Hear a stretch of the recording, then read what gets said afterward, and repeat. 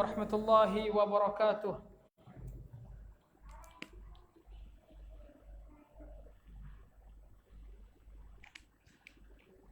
Alhamdulillah wassalatu wassalamu ala Rasulillah wa ala alihi wa ashabihi wa mawalah amma ba'du. Bapak Ibu yang dirahmati Allah, kita akan melanjutkan kajian kita. Kita tadi sudah menyampaikan marhalatut ta'sis. Marhalah pembentukan mazhab Syafi'i itu sendiri yang langsung diwariskan oleh murid-murid beliau yang terkenal tadi ada 4, ada Al-Muzani, ada Al-Buwaiti, ada Al-Muradi dan ada Al-Jizi.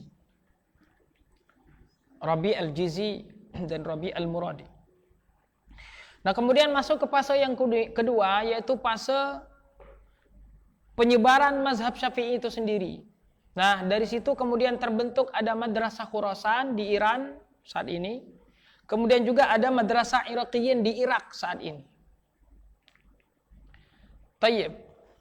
Karena Imam Syafi'i dulu awalnya beliau di Irak mengembangkan mazhabnya, maka ada istilah qaulul qadim dan ada qaulul jadid. Qaulul qadim ini ketika beliau di Irak, qaulul jadid ini ketika beliau di Mesir. Qadim itu lama, jadid itu baru. Jadi pendapat lama, pendapat baru maksudnya. Dan di marhalah ini muncul para ulama-ulama yang mengembangkan mazhab Syafi'i. Di antaranya misalnya adalah Al-Mawardi. Beliau menulis kitab namanya Al-Hawi Al-Kabir. Dan di situ juga ada Al-Ghazali, Abu Hamid Al-Ghazali. Nah, beliau di situ menulis kitab fikih mazhab Syafi'i. Ada Al-Wajiz, ada Al-Wasit dan ada Al-Basit. Kitabnya Al-Ghazali, ada Al-Wajiz, ada Al-Wasit dan juga ada Al-Basit. Dan di situ juga ada ulama Abu Ishaq Asy-Syairazi. Beliau menulis kitab usul fikih dan menulis kitab juga fikih dalam mazhab Syafi'i. Nama kitabnya Al-Muhadzab. Abu Ishaq Asy-Syairazi. Yang Al-Muhadzab ini kemudian disyarahkan oleh Imam An-Nawawi yang bernama Al-Majmu'. Dan di sana juga ada di masa-masa yang kedua ini, masa penyebaran, ada Abul Ma'ali Al-Juwaini. Kemudian juga di antaranya ada Al-Qaffal, Ibnu Suraij dan lain-lainnya di masa ini. Kemudian masuk kepada masa yang ketiga, fase At-Tahrir. At-Tahrir ini dalam istilahnya pengeditan mazhab Syafi'i. Jadi sudah banyak nih bercampur dengan pendapat ini, pendapat murid, yang kadang murid berbeda dengan guru, sudah terpengaruh dengan ilmu ini, terpengaruh dengan ilmu itu. Nah, kemudian masuk ke masa tahrir. Ini sekarang nih kita udah jadi besar nih, mazhab Syafi'i ini udah jadi besar dengan sendirinya. Cuma orang-orang harus jelas. Ini mazhab Syafi'i ini pendapat dalam hal ini apa? Pendapat mereka dalam hal ini apa? Pendapat mazhab Syafi'i dalam hal ini apa? Dan kita harus bedakan antara mazhab syakhsi dengan mazhab istilahi. Mazhab syakhsi itu artinya pendapat Imam Syafi'i dari sendirinya dia, yang beliau tulis di dalam kitab-kitab beliau, atau yang diriwayatkan oleh murid-murid beliau. Itu mazhab syakhsi, artinya Imam Syafi'i sendiri yang mengatakan demikian. Ada mazhab istilahi. Mazhab istilahi ini dalam istilah mazhab. Artinya mazhab Syafi'i dalam hal ini pendapatnya seperti ini. Terkadang antara ulama mazhab Syafi'i saja berbeda-beda pendapat. Namun mana yang paling mu'tamad, yang paling dikuatkan itu pendapat yang mana?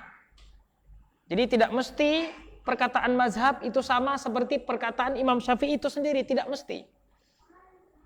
Tayyib. Nah, kemudian di masa yang ketiga ini muncul ulama yang terkenal. Imam Ar-Rafi'i dan juga Imam An-Nawawi. Imam Rafi'i ini juga ya ulama terkenal di dalam mazhab Syafi'i, dan juga Imam Nawawi yang kalau dua ulama ini sepakat, maka itulah yang mu'tamad, yang menjadi rujukan di dalam mazhab Syafi'i. Imam Ar-Rafi'i dan Imam An-Nawawi.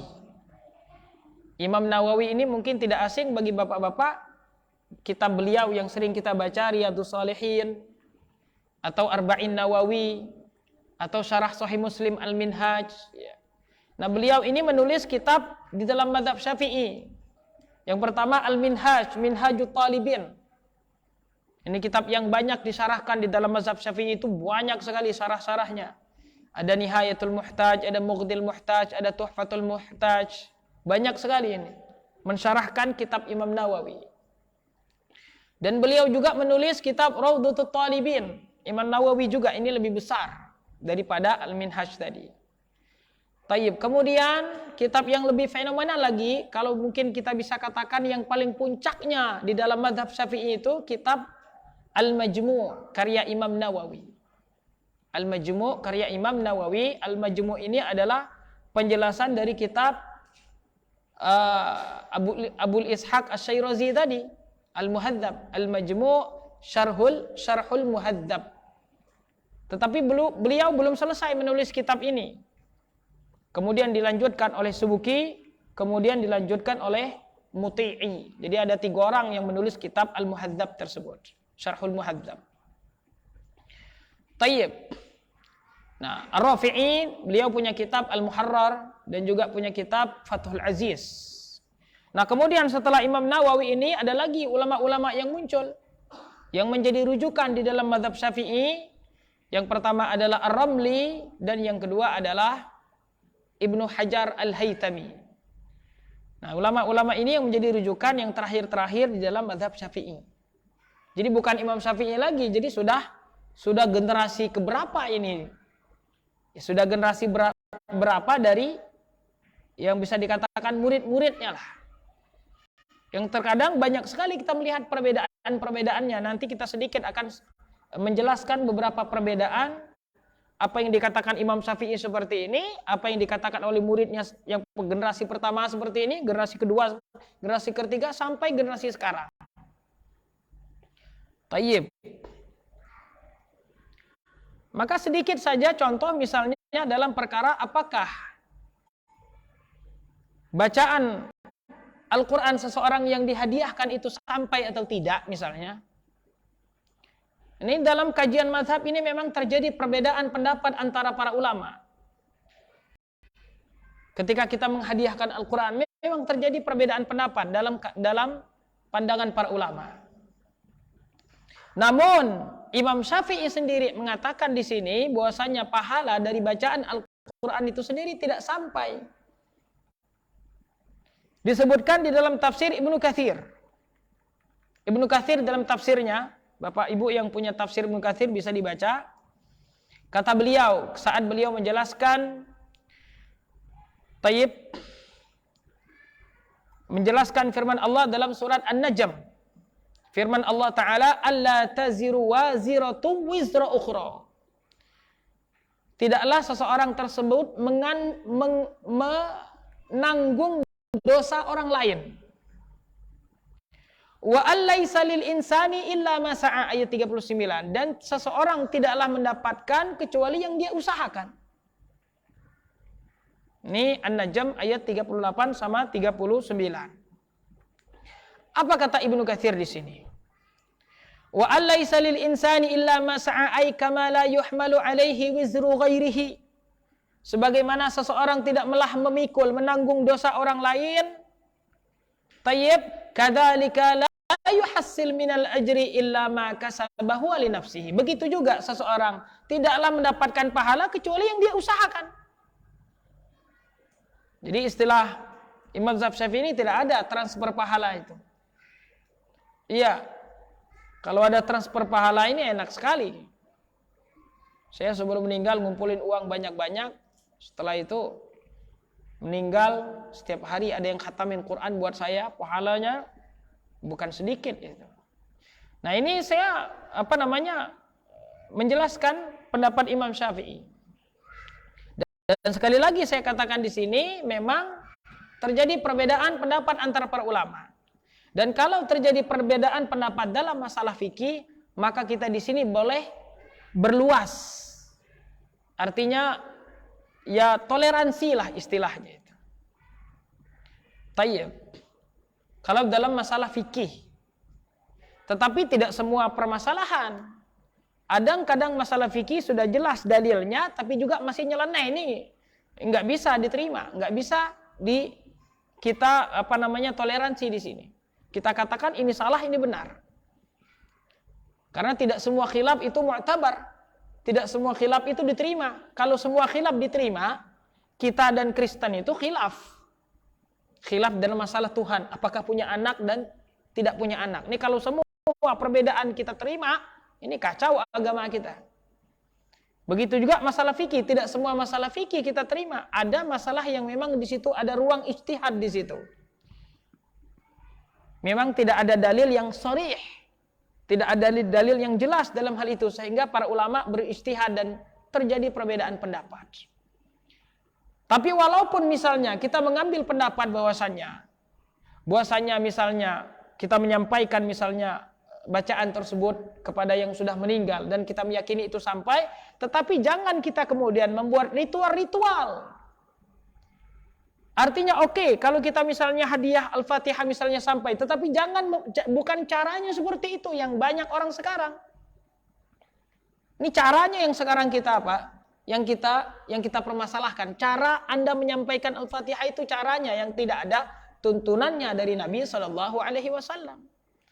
Adapun kalau Anda mau di rumah membaca ini hadiah, saya hadiahkan untuk misalnya orang tua, saya hadiahkan untuk anak istri. Ya kalau Anda mengambil pendapat itu silahkan.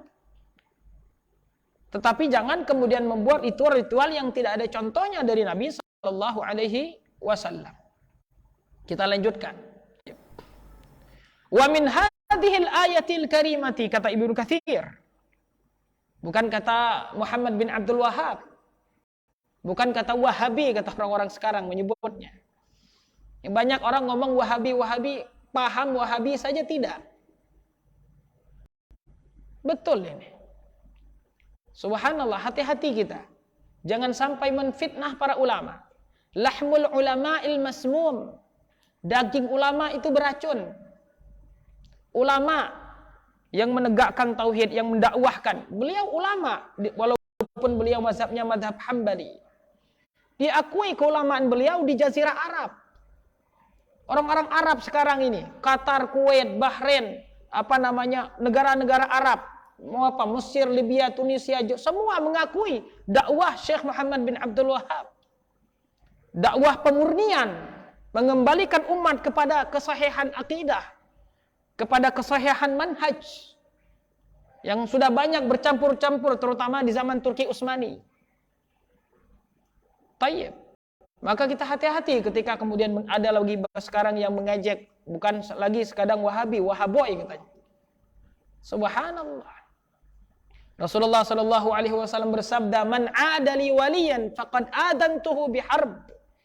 Barang siapa yang memusuhi waliku. Iya. Barang siapa yang memusuhi waliku, maka aku umumkan perang kepadanya. Jadi jangan sampai kita kemudian lidah kita kemudian mencela para ulama-ulama yang yang menegakkan agama Allah Subhanahu wa taala. Ini kadang ada-ada aja biasanya. Apakah itu kecelakaan lah, apakah itu nanti musibah yang menimpa seseorang tersebut yang mencela dan memfitnah para ulama. Dan subhanallah, kalau kita lihat, kalau kita perhatikan memang demikian adanya. Orang-orang yang mencela-cela para ulama itu tunggu saja harinya. Ada suatu hari Allah menyikap aibnya. Ada suatu hari Allah nimpahkan musibah kepadanya atas yang dia lakukan kepada para ulama tersebut. Tayyib.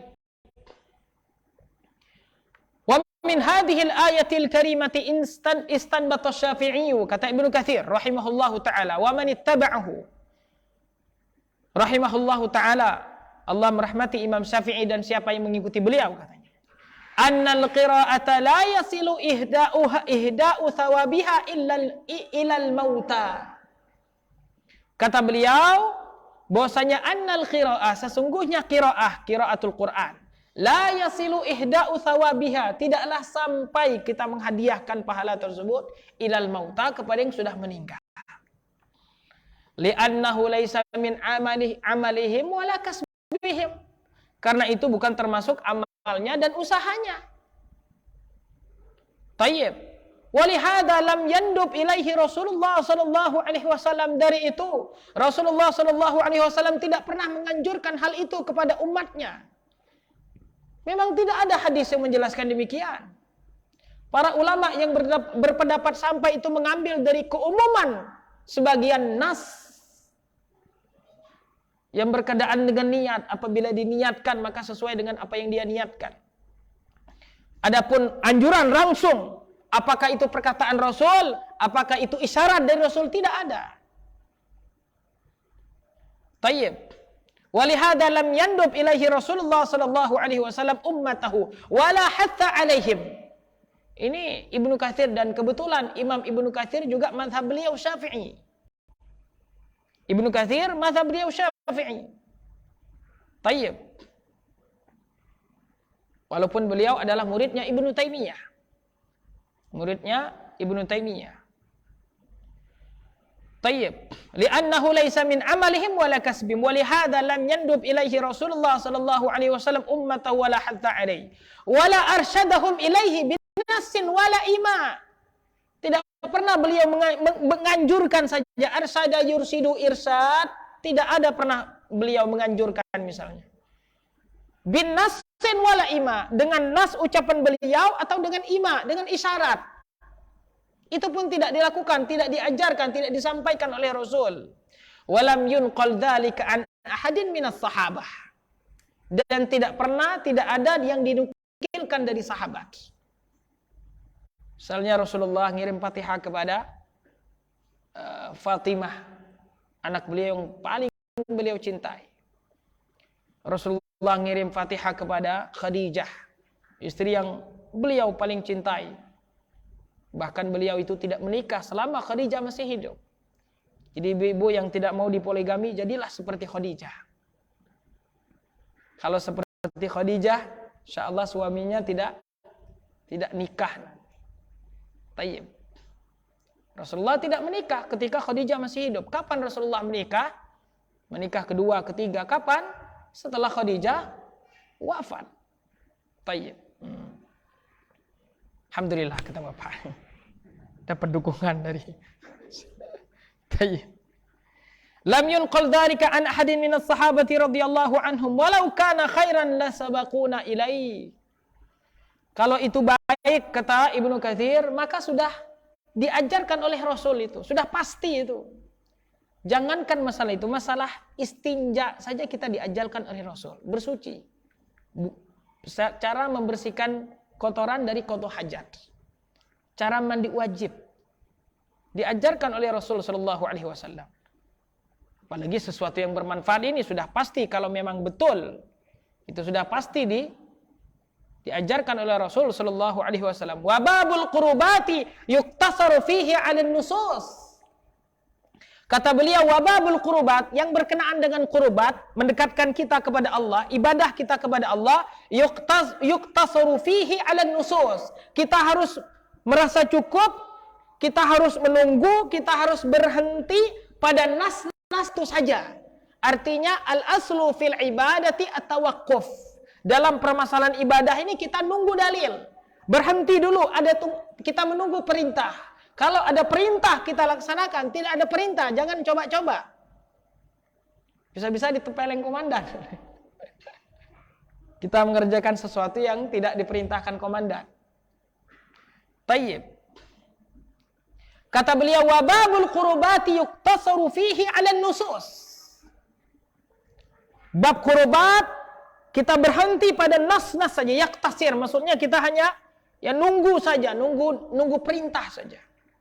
Wala yutasarrafu fihi bi anwa'il aqsiyati wal ara.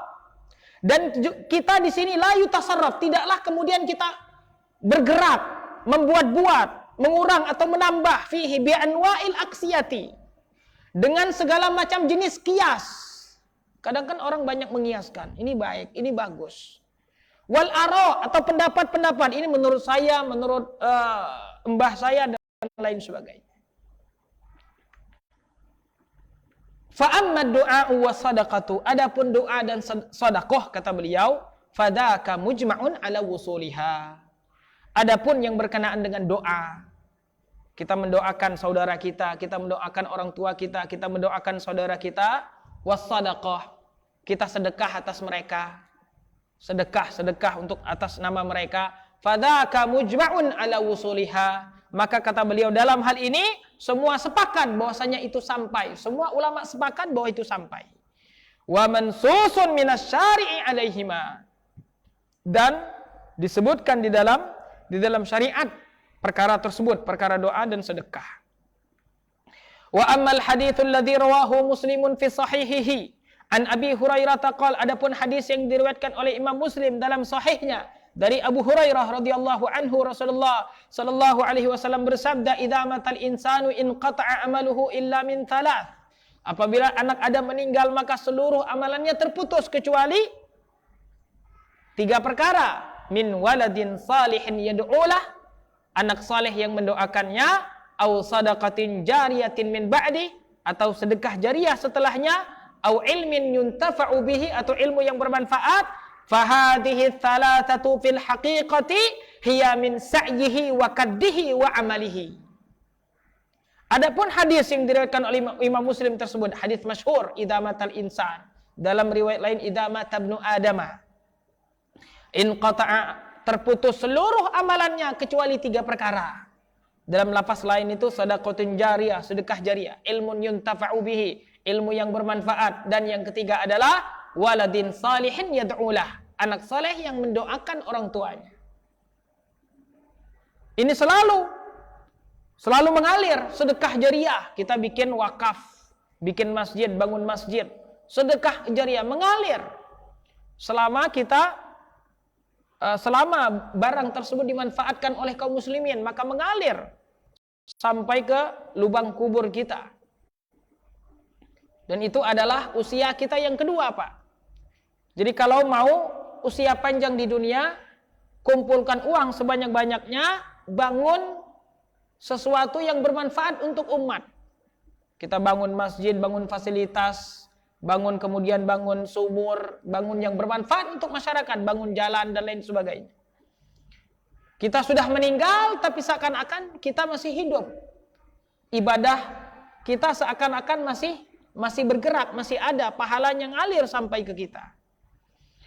Ilmu yang bermanfaat yang kita ajarkan kepada anak kita, kepada tetangga kita, kepada saudara kita, atau kepada murid kita, dan kemudian diajarkan lagi kepada murid sampai kepada generasi-generasi setelahnya.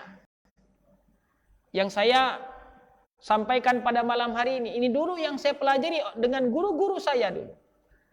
Syekh Muhammad Ibrahim hafizahullah taala, beliau masih hidup sampai sekarang. Syekh Abu Bakar Mahir, muridnya Syekh Muqbil. Syekh Muhammad Ibrahim, muridnya Syekh Rabi, dan Syekh Majid Mudarris. Yang seperti itulah ilmu yang bermanfaat. Kemudian yang ketiga adalah anak saleh. Anak saleh adalah investasi kita yang paling besar daripada harta dan jabatan kita. Kita meninggal, harta kita bukan milik kita, milik ahli waris. Jabatan kita setinggi apapun, kalau kita sudah meninggal, maka kita hanya menyandang satu jabatan. ALM, almarhum. Tayyib. Akan tetapi kalau kita memiliki anak saleh, maka doa dari anak soleh tersebut, pahala-pahala yang dia lakukan mengalir. Ini anak kita menjadi soleh karena dulu kita yang menjadi perantara dia ada di dunia. Dia menjadi soleh dulu, kita yang mendidiknya. Dia menjadi soleh, kita yang mengajarkannya. Maka kita mendapat kiriman pahala dari anak tersebut.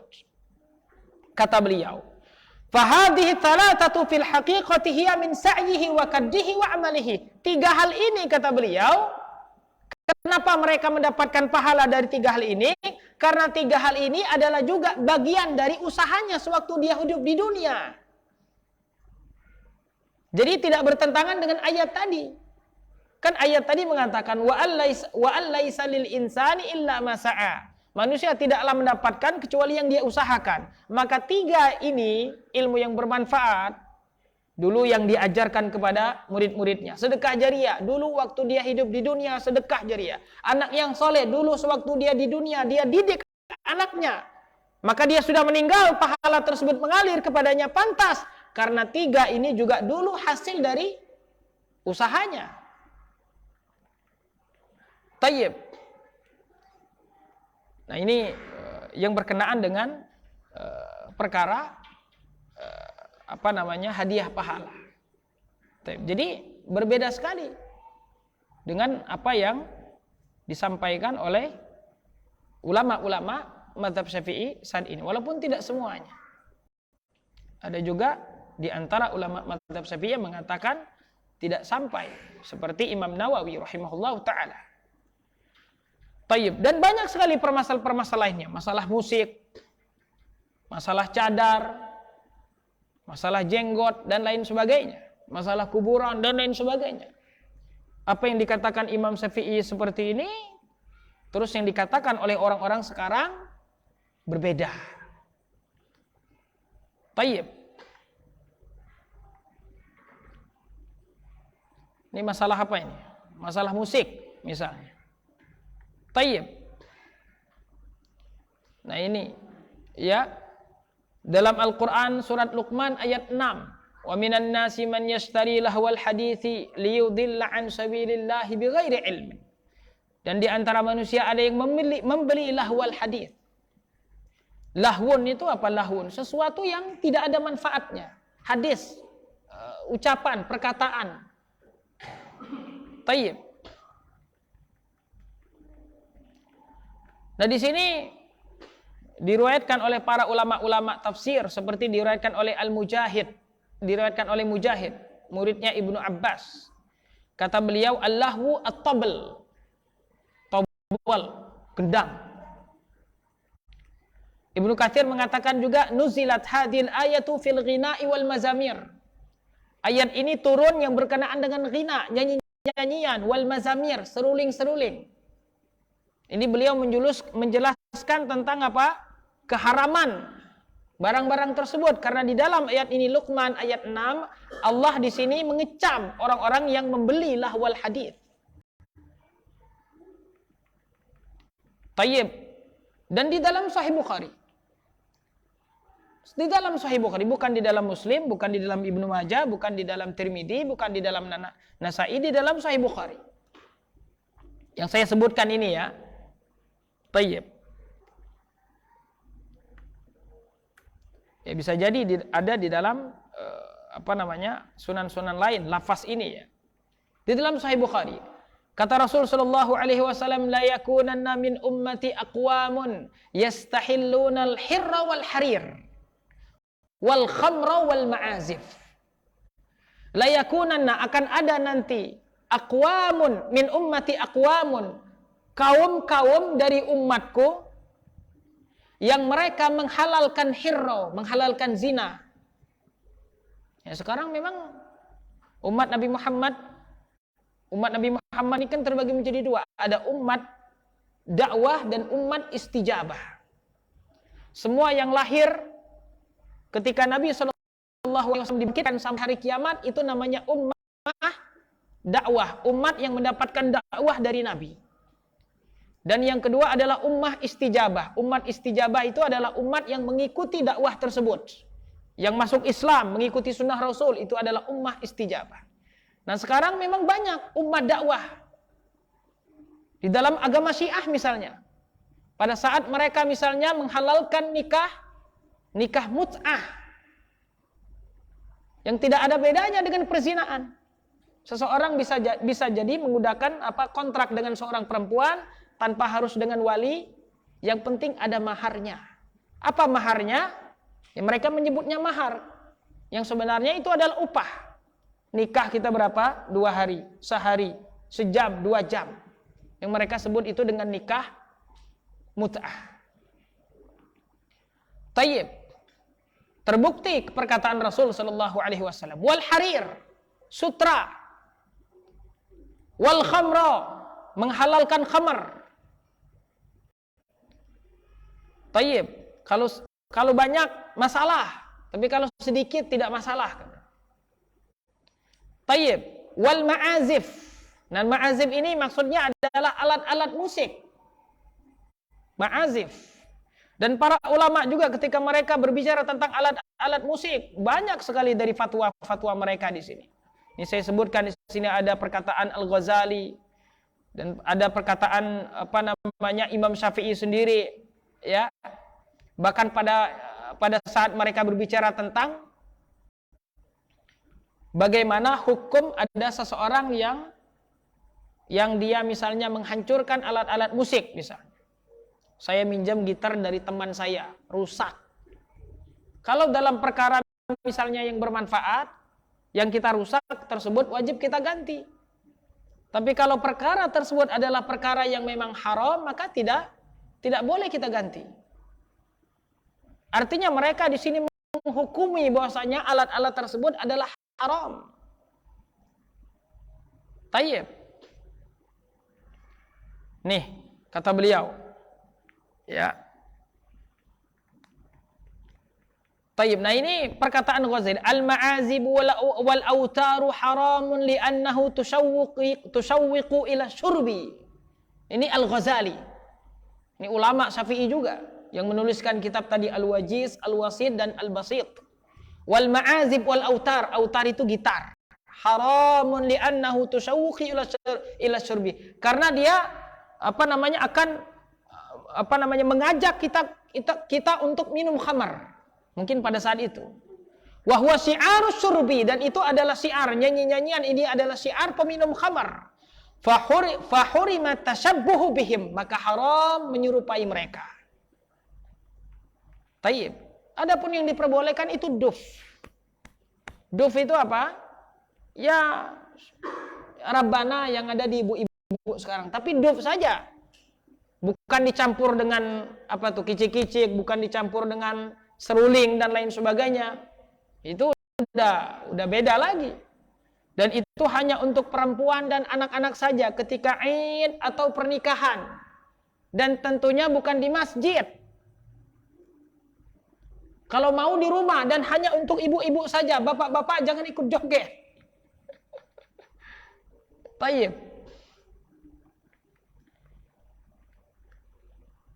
Kata Imam Syafi'i, taraktu fil Iraqi syai'an yuqalu lahu at-taghbir. Ahdathahu zanadiqa yasudduna bihin nasa 'anil Qur'an. Taghbir. Takbir itu nyanyi-nyanyian. Kata beliau, ketika beliau itu keluar dari Irak, saya meninggalkan Irak, di sana ada sesuatu yang disebut dengan taghbir, nyanyi-nyanyian. Ahdathahu zanadiqa, yang dibuat-buat oleh orang-orang zindiq. Yasudduna bihin nasa 'anil Qur'an, yang hal tersebut menghalangi seseorang, menghalangi manusia dari Al-Qur'an. Karena memang nyanyian-nyanyian tersebut menghalangi kita dari Al-Qur'an. Orang yang suka musik mustahil dia cinta Al-Qur'an. Bohong kalau dia cinta Al-Qur'an. Karena Allah sendiri mengatakan, ma ja'alallahu lirajulin min qalbaini fi jawfihi. Allah Subhanahu wa taala tidaklah menjadikan bagi seorang laki-laki itu di dalam dadanya itu dua hati.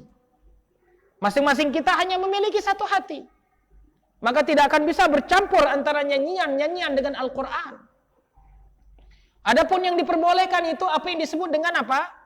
Kita berapa? Ya kita berpantun, atau kita bersyair, atau yang disebut dengan nasyid. Tapi nasyid juga bukan nasyid seperti orang sekarang, nasyid yang tidak diiringi dengan alat musik. Kalau nasyid yang diiringi dengan alat musik sama saja. Tayyib. Artinya sesuatu yang masih diperbolehkan tersebut jangan kemudian kita tambah lagi, jangan kita berlebih-lebihan. Kalau kita lebih dari itu, sudah masuk sesuatu yang lahwun tadi, yang melalaikan kita dari zikir, melalaikan kita dari Al-Qur'an. Apalagi di dalam musik tersebut syair-syairnya, lantunannya, lirik-liriknya bercerita tentang laki-laki perempuan, aurat, hubungan laki-laki perempuan dan lain sebagainya. Tayyib. Dan ini juga adalah kebiasaan orang-orang Nasrani tak kala mereka sembahyang, tak kala mereka beribadah, mencampurkan ibadah mereka dengan nyanyi-nyanyian. Maka kita di dalam Islam tidak akan bercampur antara ibadah dan nyanyi-nyanyian.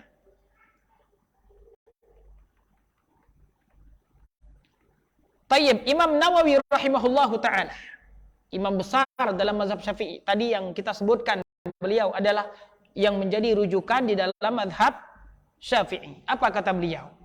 Kata beliau, al-qismu sani an yughanniya bi ba'dil alatil ghina'i mimma huwa min syi'ari syaribil khamri wa huwa muttaribun katunburi wal udi wasunji wasairil ma'azifi wal autari yuhramu isti'maluhu wastima'uhu.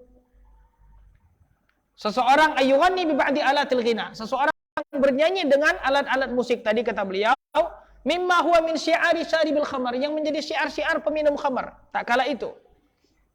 Wa huwa muttarib, ada apa namanya irama-iramanya, ketunburi wal ud wasanji, ini jenis-jenis alat musik tak kala itu. Wasairil ma'azib, dan alat-alat musik lainnya, wal autar, gitar, yuhramu isti'maluhu wastima'uhu, haram kita menggunakannya dan juga mendengarkannya. Tapi begitulah keadaan kita sekarang.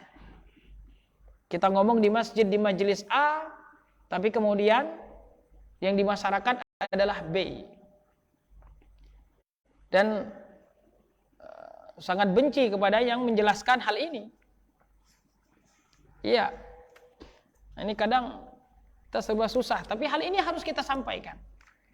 Benci gak benci, yang penting saya habis ini pulang.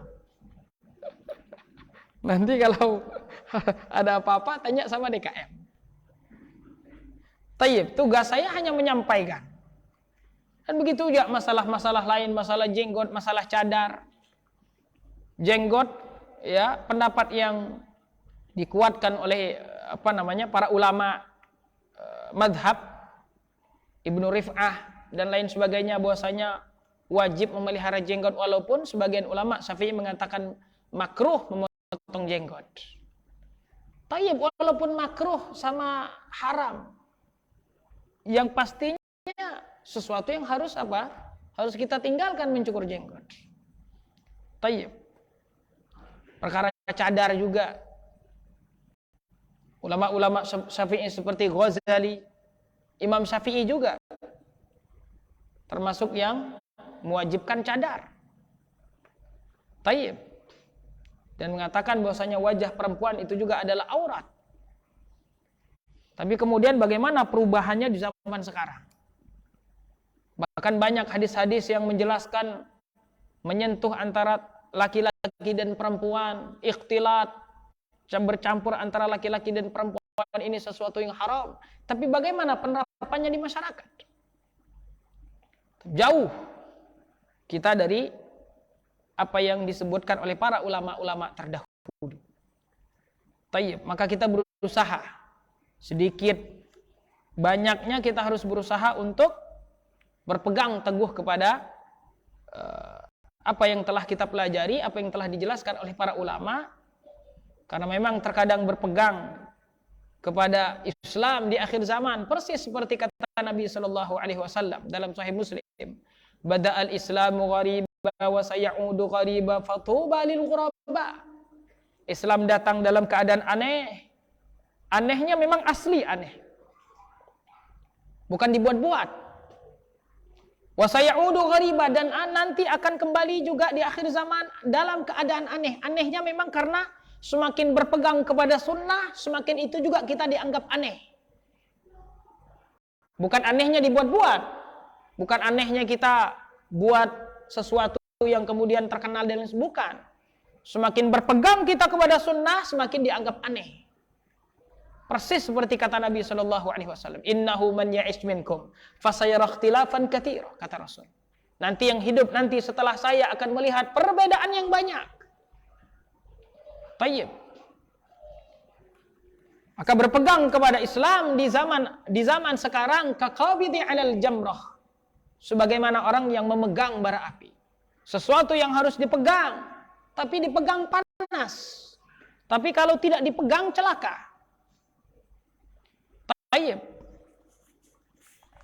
Maka Allah Subhanahu wa taala katakan, ya ayyuhalladzina amanu qu anfusakum wa ahlikum nar. Jagalah diri kita dan keluarga kita dari api neraka. Kita lihat di sini ada pertanyaan. Tayyib. teman-teman kita yang ingin hijrah. Nah, hijrah yang dimaksud di sini mungkin hijrah berpindah dari keburukan ke sesuatu yang baik. Dan semua perubahan kita dari buruk ke baik itu secara bahasa kita bisa sebutkan itu dengan kata hijrah.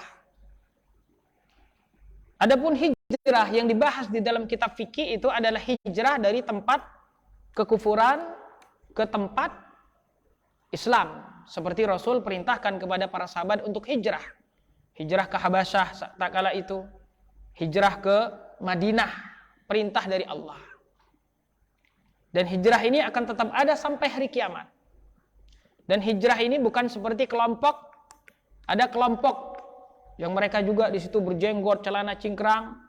Namanya kelompok al-hijratu wat takfir. Mereka mengasingkan diri mereka karena mereka menganggap kaum muslimin itu kafir. Ada juga kelompok yang seperti itu. Maka mereka berhijrah karena mereka menganggap selain mereka itu kafir. Mereka membuat rumah nanti di hutan, di gunung-gunung dan lain sebagainya. Ini memang salah satu dari kelompok Khawarij yang mengkafirkan kaum muslimin, yang mengkafirkan pemerintah, yang mengkafirkan, yang mengeneral semua yang tidak berhukum dengan hukum Allah. Itu katanya kafir. Kata kelompok Khawarij. Wakilnya gimana? Wakilnya juga sama. Terus yang pembantu-pembantunya menteri, ya pasti karena membantu kekufuran. Terus aparat-aparat yang melindungi ini sama. Itu juga kafir. Terus para ulama yang diam saja tidak mau tidak mau berbicara itu sama juga katanya. Kafir juga. Maka yang Islam itu hanya dia saja. Bahkan dia juga sampai kadang mengkafirkan keluarganya juga. Tayyib. Ini karena memang kelompok ini memang sudah muncul dari zaman dahulu. Bahkan Ali radhiyallahu anhu memerangi mereka yang kita sebut di dalam sejarah Islam dengan perang Nahrawan. Perang antara para sahabat dan kelompok Khawarij. Kelompok yang membangkang dari pemerintah. Bughat. Dan boleh untuk diperangi mereka. Walaupun mereka muslim, tapi boleh untuk diperangi karena mereka membangkang dari pemerintah. Pemerintah yang sah. Maka kita, manhaj kita, akidah Ahlussunnah wal Jamaah, as-sam'u wa ta'atu ala waliyil amri. Taat dan patuh kepada pemerintah selagi pemerintah tersebut muslim. Wa in akhadha malaka wa daraba dhahrak. Walaupun dia mengambil hartamu dan memukul punggungmu. Walaupun dia mengambil hak, tidak memberikan hak kita, ya, walaupun dia mengambil harta kita, tapi tetap selama dia muslim, kita wajib mendengar dan wajib taat. Tidak boleh kita keluar dari pemerintah, bahkan tidak boleh kita mencela-cela pemerintah. Tidak boleh kita kemudian berdiri di podium mencela-cela pemerintah. Siapa yang mencela pemerintah di podium, ini adalah manhajnya Khawarij. Manhaj kita Ahlussunnah, ketika pemerintah salah, kita katakan salah. Tetapi cara menasihatinya, sebagaimana yang diajarkan ulama-ulama salaf adalah kita mendatangi mereka 4 mata. Atau kita menyampaikan utusan kepada mereka. Kita menyampaikan surat kepada mereka. Menyampaikan nasihat kepada mereka. Qala Allah wa qala Rasul. Mereka terima, alhamdulillah. Mereka tidak terima, dosa tanggung masing-masing. Tidak ada kezaliman yang dibiarkan oleh Allah Subhanahu wa taala. Tidak ada kezaliman yang dilupakan oleh Allah Subhanahu wa taala. Selamat kita di dunia tidak akan bisa selamat nanti di akhirat. Sekecil apapun bentuk kezaliman akan disidang oleh Allah Subhanahu wa taala. Jangankan kita menzalimi orang Islam, menzalimi orang kafir saja. Menzalimi orang kafir saja kita diqisas. Menzalimi orang kafir, membunuh orang kafir yang tidak boleh dibunuh. Ahlu dhimmah, orang kafir yang hidup bersama kita di masyarakat. Darah mereka terjaga, tidak boleh kita bunuh. Tidak boleh kita ganggu harta mereka. Bahkan kata Rasul sallallahu alaihi wasallam, "Man qatala dhimmiyan lam yarah raihatal jannah." Siapa yang membunuh kafir dhimmi, dia tidak akan mencium bau surga. Tayyib. Atau mu'ahad, yang antara kita dan mereka terdapat perjanjian damai. Kita dan Belanda, dulu kita perang, sekarang kita damai. Kalau kita sudah berjanji damai, sekarang tidak boleh kita memerangi mereka. Kalau mau memerangi mereka, kita putuskan dulu perjanjian damainya. Ada juga kafir musta'man, orang kafir yang mereka, antara kita dan mereka terjadi peperangan, kita dan Belanda. Tapi dia datang ke Indonesia, dia minta keamanan. Satu orang muslim yang menjamin keamanannya, maka muslim yang lain wajib menjaga keamanan orang tersebut. Satu muslim yang berjanji, tapi seluruh umat Islam yang harus menanggung perjanjian tersebut. Tayyib. Nah, seperti itulah manhaj Ahlussunnah wal Jamaah di dalam bab ini. Dan bab manhaj ini hanya ada di dalam manhaj salaf saja, manhaj Ahlussunnah yang hakiki, yang merujuk kepada Al-Quran dan Sunnah, yang merujuk kepada pemahaman para sahabat dan para tabi'in. Tidak kita temukan manhaj seperti ini, manhaj yang kokoh, manhaj yang jelas, manhaj yang mulia ini di selain Ahlussunnah wal Jamaah. Tayyib. Kita kemana-mana ini kita, Pak. Hijrah. Nah, jadi ini kita bercerita tadi tentang kelompok hijrah ya. Tayyib. Karena hijrah di dalam pembahasan fikih itu adalah hijrah dari tempat ke tempat lain. Nah, itu hijrah. Dan itu kalau seandainya misalnya teman-teman kita yang di negara kafir tersebut tidak bisa menjalankan ibadah mereka, tertekan ketika menjalankan syariat, mereka wajib hijrah. Dan kita kaum muslimin wajib menerima. Maka kalau ada saudara-saudara kita dari mana? Dari Cina, dari dari Myanmar, ya, yang dia disiksa di sana oleh orang-orang Buddha di Myanmar, ya kan? Di Cina juga. Maka kita wajib menerima di sini. Tidak boleh kita menghinakan saudara muslim kita. Pemerintah wajib menerima mereka, menampung mereka. Bumi Allah luas. Seluruh daratan Indonesia ini, Nusantara ini adalah bumi Allah. Harus ada tempat untuk saudara-saudara muslim kita dari suku Rohingya. Tayyib. Dan persaudaraan sesama Islam ini adalah persaudaraan yang bukan hanya di dunia saja, tapi sampai hari kiamat. Dan nanti akan diminta pertanggungjawaban oleh Allah tentang persaudaraan kita. Maka dari itu hadis-hadis Rasul, hakul muslimi alal muslimi khamsun, hak seorang muslim terhadap muslim ada 5 yang disebutkan di dalam hadis tersebut. Maka kita wajib membantu mereka. Kalau datang ke Bekasi, kita siap Pak ya, sanggup. Tayyib. Kita buat satu perumahan untuk mereka. Tayyib. Nah, ada teman kita yang mau hijrah, maka akhi subhanallah, ajal tidak menunggu kita siap atau tidak siap. Ini kan pertanyaannya, ada teman kita yang mau hijrah tapi alasannya belum siap. Ajal kita datang tidak menunggu kita siap atau tidak siap. Subhanallah. Baru-baru ini saya juga mendapat berita, ya, guru-guru saya dulu waktu di Bangka itu ada yang sekarang sudah meninggal, yang saya berharap bisa ketemu Idul Fitri ini dengan mereka. Tetapi sudah duluan dipanggil Allah Subhanahu wa taala. Tayyib. Begitu juga saudara-saudara kita, tetangga-tetangga kita, setiap hari orang meninggal. Dan kita hanya tinggal menunggu giliran kita saja. Dan kita tidak tahu, sekali lagi Bapak Ibu yang dirahmati Allah, kapan ajal itu tiba. Kapan dan di mana? Ada yang meninggal di dalam WC. Ada yang meninggal di dalam bus, di pesawat. Ada yang meninggal lagi berjalan, ada yang meninggal lagi tidur. Tayyib. Kalau yang meninggal lagi ngisi kajian jarang ya.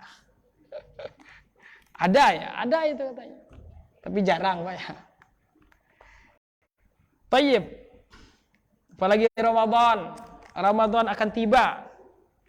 Rugi kalau kita melewati dengan sikap kita belum bertaubat kepada Allah Subhanahu wa taala.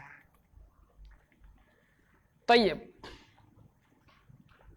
Dan tentunya kita harus bertanya kepada para ulama, para asatis, bagaimana apa yang harus lakukan ketika saya bertaubat. Kadang kita pengen taubat tapi kita sendiri belum paham bagaimana sikap kita setelah taubat. Tayyib. Kita bertaubat itu bukan berarti kita meninggalkan pekerjaan kita, bukan berarti kita meninggalkan mencari nafkah buat anak istri, bukan. Kita taubat ini adalah kita berusaha menjadi lebih baik lagi dari sisi agama kita. Kalau dari sisi dunia kita tidak boleh menelantarkan yang menjadi tanggung jawab kita. Ini kadang ada orang yang bertaubat tapi nggak mau lagi kerja dia. Saya bertaubat dari tempat kerjaan tersebut. Terus bapak mau kerja apa ya? Saya di rumah aja lah. Terus anak istri gimana ya? Tawakal ala Allah. Ini kita keluar dari kesalahan dan jatuh kepada kesalahan baru. Menelantarkan anak istri. Tayyib. Mohon penjelasan tentang batasan aurat bagi wanita menurut Imam Syafi'i. Apakah dibolehkan bagi wanita yang memakai cadar hanya kadang-kadang saja, kadang pakai, kadang tidak dengan alasan ini? Kan hukumnya sunnah saja atau tidak wajib, jadi boleh pakai, boleh tidak karena memang belum istiqomah. Tayyib. Nah, Bapak Ibu yang dirahmati Allah, yang berkenaan dengan cadar, memang ada perbedaan pendapat antara para ulama. Ada yang mengatakan wajib, ada yang mengatakan sunnah. Para ulama-ulama misalnya saat ini, Syekh Ibnu Taimin, Syekh Ibnu Baz mengatakan wajib. Tayyib. Adapun ketika salat, nah ini memang wajib dibuka ketika salat. Dan ketika ihram juga wajib dibuka. Namun kata Imam Syafi'i, kalau misalnya kita berihram dan di sana ada kaum laki-laki, kita pakai niqab tidak boleh pakai niqab. Niqab itu artinya kain yang menempel ke kulit kita. Tapi apa solusinya kata Imam Syafi'i? Solusinya adalah kita memakai kain yang lebih lebar. Sehingga kain tersebut bisa ditutup dari kepala kemudian ke bawah. Jadi kalau ada laki-laki ditutup, kalau tidak ada laki-laki dibuka. Dan ini bukan niqab namanya. Tayyib. Nah, itu kata Imam Syafi'i rahimahullahu ta'ala. Jadi kalau Imam Syafi'i sendiri mengatakan wajib. Tayyib. Dan memang Bapak Ibu yang dirahmati Allah, memang fitnah perempuan itu yang pertama kali pada wajahnya. Yang pertama kali pada wajahnya. Maka pintu fitnah itu pada wajah perempuan. Maka dari itu sesuatu yang mengundang fitnah ini harus ditutup. Walaupun Syekh Albani misalnya mengatakan tidak wajib. Dan ini sekali lagi ya perbedaan antara para ulama. Dan kita di sini ya belajar. Tayyib. Nah, kalau kita pakai kadang tidak ini justru nggak jelas ini. Mendingan kita ngambil mana yang kira-kira kita jadikan sebagai pegangan kita. Kita ngambil pendapat yang wajib atau mengambil pendapat yang sunnah seperti itu. Tetapi semua ulama sepakat kalau wajah perempuan tersebut kemudian memang mengundang fitnah, ulama yang 4 sepakat mewajibkan perempuan tersebut untuk menutup wajahnya.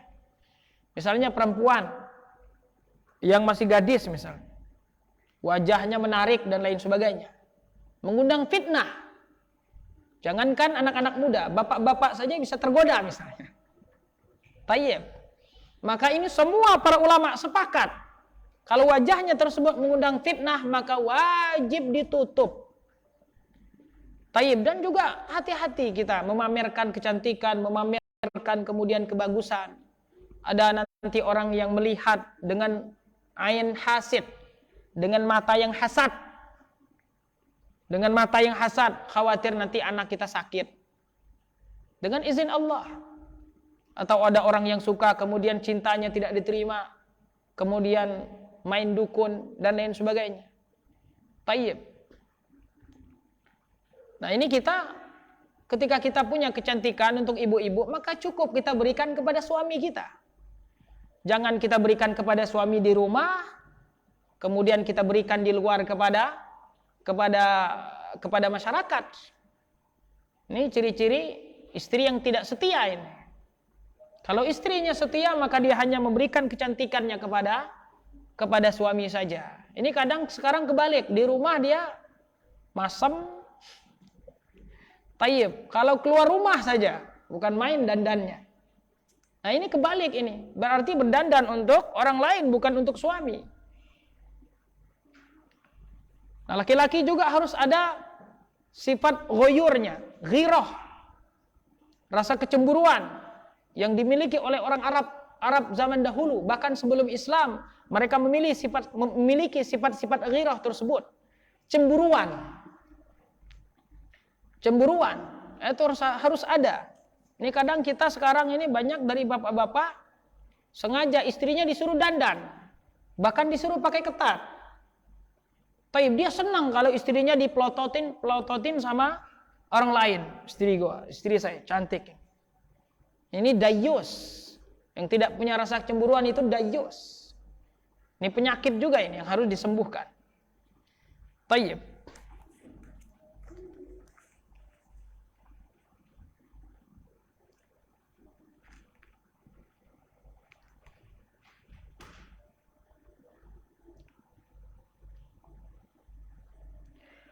Tayyib. Nah, yang berkenaan dengan apakah Imam Syafi'i mengatakan sampai atau tidak sampai pahala bacaan Al-Quran, seperti yang kita sudah bacakan tadi dari tafsir Ibnu Katsir, bahwasanya Imam Syafi'i, bukan mazhab Syafi'inya, Imam Syafi'i sendiri mengatakan tidak sampai. Berarti kalau beliau mengatakan tidak sampai, berarti tidak ada ritual-ritual tersebut. Sekali lagi, kalaupun kita mengambil pendapat sampai, tetapi jangan kemudian membuat ritual-ritual yang tidak ada contohnya. Apalagi perkataan Ibnu Katsir di dalam tafsir beliau ini. Rasulullah tidak pernah mengucapkan, tidak pernah bahkan mengisyaratkan hal tersebut. Adapun yang berkenaan dengan sifat-sifat Allah, misalnya sifat-sifat istiwa. Nah ini saya beli buku ini waktu di Mesir dulu. Namanya I'tiqadul A'immatil Arba'ah. Akidah Imam yang 4. Ditulis oleh Dr. Muhammad Abdurrahman Al-Khumais. Di sini beliau menyebutkan akidah Imam Syafi'i yang berkenaan dengan Allah Subhanahu wa taala. Ya, Allah Subhanahu wa taala beristiwa di atas arsy. Kata beliau.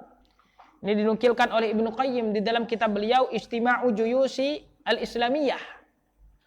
Anis Syafi'i annahu qala al-qawlu fi sunnati allati ana 'alaiha wa ra'aitu ashabana 'alaiha ahlul hadits. Perkataan di dalam sunnah. Sunnah di sini ya manhaj di dalam beragama. Allati ana 'alaiha. Saya yang memegang manhaj tersebut, cara beragama tersebut. Wa ra'aitu ashabana 'alaiha, dan saya melihat guru-guru saya. Ahlul hadits. Ahlul hadits, ulama-ulama pada zaman itu dikenal dengan ahlul hadits. Karena di sana ada muncul ahlul ra'yi, kelompok yang mengedepankan akalnya, maka ahlus sunnah wal jamaah pada saat itu menamakan diri mereka ahlul hadits. Sama seperti saat ini, ulama-ulama kita menyebut saat ini kita kembali ke manhaj salaf. Kita berpegang kepada manhaj salaf. Artinya manhaj orang-orang terdahulu, manhaj para sahabat dan para tabi'in. Maka terkadang nama-nama tersebut muncul tak kala apa? Tak kala ada perbandingannya. Tak kala kita harus menjelaskan posisi kita di mana. Maka terkadang kita butuh istilah-istilah tersebut untuk membedakan kita di pihak mana dan yang lain itu di pihak mana. Tayyib. Kata beliau, ahlul hadits alladhi ra'aituhum wa akhadtu anhum mithla Sufyan wa Malik wa ghairihima al-iqraru bi syahadati an la ilaha illallah, mengikrar bahwasanya la ilaha illallah wa anna Muhammadar Rasulullah wa anna Allah Ta'ala ala arsyihi, Allah Subhanahu wa taala di atas arsy-Nya. Ar-Rahmanu 'alal arsyis istawa. Istawa di sini disebutkan oleh Ibnu Jarir At-Tabari, maknanya adalah irtifa'. Allah Subhanahu wa taala maha tinggi. Dan ini butuh kajian khusus, Pak, untuk menjelaskan tentang bagaimana memahami sifat-sifat Allah Subhanahu wa taala dan kelompok-kelompok yang ada padanya, dan termasuk juga bagaimana akidah imam yang 4 tentang sifat-sifat Allah Subhanahu wa taala. Yaqrubu min khalqihi kaifa syaa wa anna Allah yanzilu ila sama'id dunya. Allah turun ke langit dunia karena memang hadisnya sahih. Hadis dalam Sahih Muslim, Allah turun ke langit dunia. Dan semua sifat-sifat Allah tidak boleh kita menyerupakan dengan makhluknya. Tidak boleh kita memahami ketinggian Allah sama seperti ketinggian makhluk. Tidak boleh kita mengatakan Allah turun ke langit dunia sama seperti saya mengatakan saya turun dari mimbar ini misalnya. Tidak boleh. Semua sifat-sifat Allah kaidahnya laisa kamitslihi syai' wa huwas samiul basir. Allah tidak serupa dengan apapun yang terlintas di kepala kita, bukanlah hakikat sifat Allah. Maka kita imani sifat-sifat tersebut, kita tetapkan apa yang ditetapkan Allah dalam Al-Qur'an karena dia adalah khabar, informasi. Informasi kita benarkan informasi tersebut. Allah katakan dia punya tangan, kita katakan Allah punya tangan. Allah punya wajah, kita katakan Allah punya wajah. Allah yang mengatakan sendiri demikian. Apakah sopan kita mengatakan Allah punya tangan terus kita katakan enggak, Allah tidak punya tangan? Kita tetapkan yang Allah tetapkan, kita tetapkan yang Rasul tetapkan, tapi tidak boleh menyerupakan Allah dengan makhluknya. Seperti itu kaidahnya, simpel sebenarnya. Tidak butuh kita teori-teori mantik Yunani untuk mengajari kita bagaimana cara memahami sifat-sifat Allah. Yang terjadinya adalah nanti keblinger. Sehingga yang menurut kita masuk akal itu kita terima, yang tidak masuk akal kita tolak. Sebagaimana yang banyak di masyarakat saat ini. Mereka hanya menetapkan 20 sifat saja. Yang lain, sifat-sifat yang lain mana? Kan semua sifat-sifat Allah itu sama. Hakikatnya tidak ada yang tahu. Imam Malik rahimahullah ketika beliau ditanya. Imam Malik rahimahullah, ini ma'ruf dari beliau. Ketika beliau ditanya, ada yang datang kepada beliau, ya Imam, kaifastawa? Bagaimana Allah beristiwa di atas aras? Apa kata Imam Malik? Al-istiwa'u, kata istiwa itu sendiri, ghairu majhul. Istiwa di dalam bahasa Arab mengandung makna tinggi. Wal kaifu, adapun bagaimananya, ghairu ma'qul. Kita tidak bisa memahaminya, karena Allah tidak menjelaskan bagaimana dia beristiwa. Allah tidak menjelaskan bagaimana wajahnya, Allah tidak menjelaskan bagaimana tangannya. Kita hanya beriman saja, iman kepada yang gaib. Ciri-ciri orang-orang yang bertakwa. Terus apa kata beliau? Wal imanu bihi wajib was su'alu anhu bid'ah. Iman kepada sifat-sifat Allah semuanya di dalam Al-Qur'an hukumnya wajib. Was su'alu anhu, bertanya bagaimana wajah Allah, bagaimana tangan Allah, bagaimana Allah mendengar, bagaimana Allah hidup, bagaimana Allah melihat. Itu hukumnya bid'ah, tidak boleh. La yus'alu amma yaf'al wa hum yus'alun. Allah tidak ditanya mengapa dia melakukan itu, mengapa dia berbuat. Sungguh kita yang akan ditanya oleh Allah Subhanahu wa taala nantinya. Nah, ini panjang Bapak Ibu yang dirahmati Allah. Tapi kalau mau sampai subuh di sini saya ladenin nih. Iya, sahur Pak ya. Jadi mungkin kita cukupkan sampai di sini. Ya bapak-bapak kita juga udah gerah ya Pak ya. Belum makan malam. Baik. Kita cukupkan sampai di sini Bapak Ibu yang dirahmati Allah. Terima kasih atas perhatiannya. Semoga Allah Subhanahu wa taala berikan kepada kita ilmu yang bermanfaat. Amin ya rabbal alamin. Walhamdulillahirabbil alamin. Wassalamualaikum warahmatullahi wabarakatuh.